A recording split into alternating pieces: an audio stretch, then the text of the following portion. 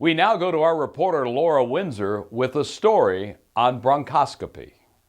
There is a new lung cancer screening called Electromagnetic Navigation Bronchoscopy, or ENB.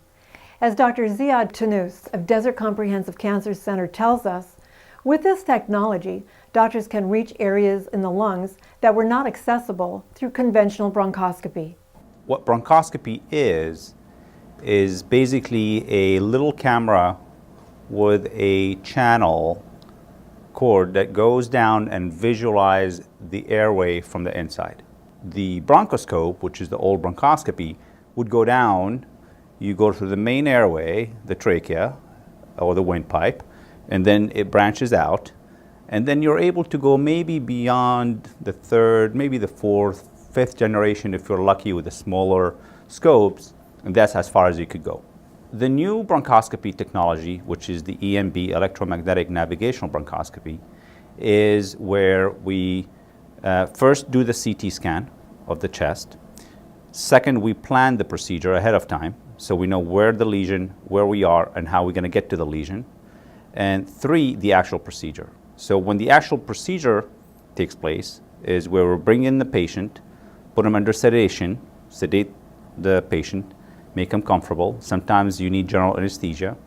And we put them on an electromagnetic field. It's a special board that is in the back and put in, and leads put in on the top of the chest. And that way the lung is mapped out in a three-dimensional fashion. And then we incorporate the CT scan, the roadmap we planned ahead of time, and the actual bronchoscopy.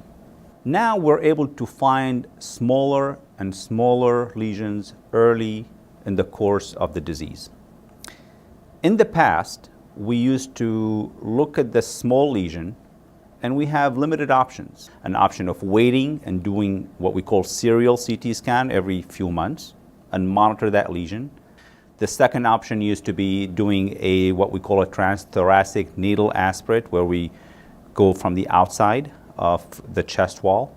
The third thing is invasive surgical procedure, where patients actually go to surgery and take that out. So those are our options up until this point, where we have this new technology now, and we are able to track down those smaller, more kind of peripheral lesions, okay, with this new technology, and try to sample those lesions with accuracy, avoiding the invasive procedures, avoiding the higher complication rates of the transthoracic needle aspirates that we used to deal with in the past.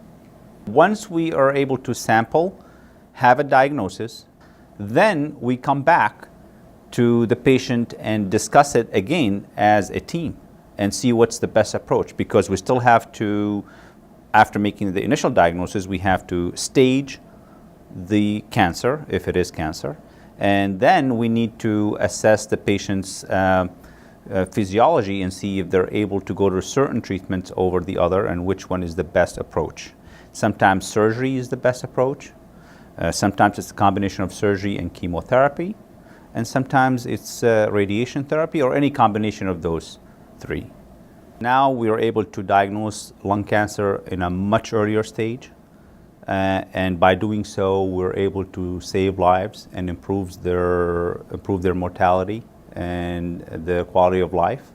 And this is done non-invasively. Essentially, there is no cuts, and patients go home the same day when we do this type of procedure.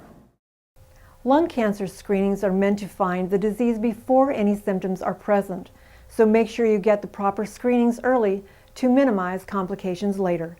For the American Health Journal, I'm Laura Windsor.